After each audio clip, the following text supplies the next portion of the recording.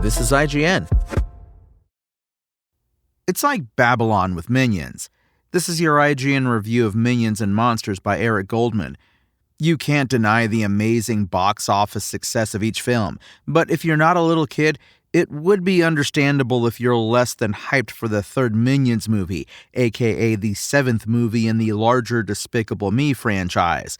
After all, what new avenues are there possibly left to explore with little banana-obsessed, gibberish-spouting dudes? And yet, lo and behold, Minions and Monsters is here to say, you know what, actually, there is something new that can be done, taking a rather different approach to its story than the previous entries. Though it's Minions lore that these guys essentially go back to the dawn of time, Minions and Monsters actually is set before any movie in the franchise, a few earlier flashbacks in those films aside, and feels almost like a spin-off of a spin-off.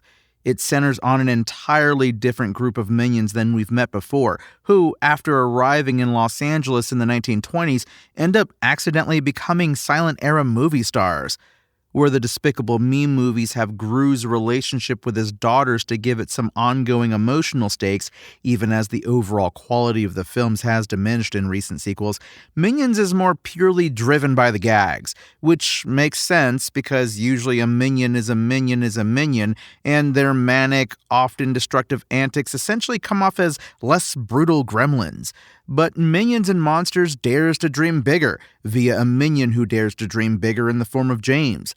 James, you see, is an artist who's less interested in finding a new evil boss to serve than in documenting, through his drawings, the adventures he and his fellow minions encounter along the way, or when given the opportunity through movie making.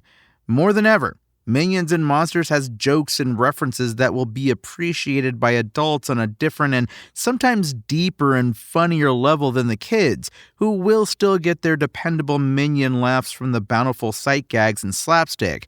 From animated versions of the likes of Charlie Chaplin and Buster Keaton popping up, to direct references and homages to films like Casablanca and Citizen Kane, there's a lot to appreciate here. It's a film that earns the tried but true love letter to cinema moniker, while also being witty enough to include a line like, "We're not evil anymore, we work in the motion picture industry." Is it a little distracting, yet also quite funny to hear Trey Parker, who played a different role in Despicable Me 3, do a voice that's not quite an exact match, but pretty damn close to his Eric Cartman voice as the diminutive, smooth-talking and Cthulhu-inspired Goomy? It is indeed. The monsters portion of the film also gives us the multi-eyed, oozy orange beast known as Irene, which provides some of the most visually imaginative and trippy aspects of the film, both from watching Irene travel through a vibrant depiction of 1920s LA and then seeing what it's like when some minions travel inside Irene, where everything she's consumed is bobbing about. There's a very specific manic energy to Minions and Monsters, along with its use of early Hollywood visuals and celebrities, that evokes classic Looney Tunes more than any entry in the entire series to date, and benefits the film greatly. It's easily the best movie in the franchise since the first Despicable Me in 2010, and after weighing out the battle between recency bias and nostalgia, I feel as though it ultimately surpasses it. When you have a franchise as successful as Despicable Me and the Minions, why not have some fun with it and push the boundaries? That seems to have been the approach with Minions and Monsters, and it pays off. Using the Minions to create an ode to early Hollywood that's also an overall love letter to movies themselves and the power of storytelling is a surprising yet welcome turn of events.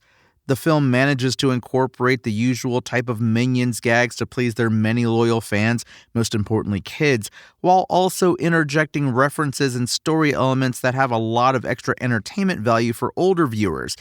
And look, if even a handful of people of any age end up using the seventh movie in the Despicable Me franchise as a springboard to learn more about the likes of Buster Keaton or Orson Welles, that's a net positive. Minions and Monsters' IGN score? 8 out of 10. Thanks for listening to IGN. My name is Tony Jackson, and for the latest updates on Minions and Monsters, visit us at IGN.com. Spoken Layer.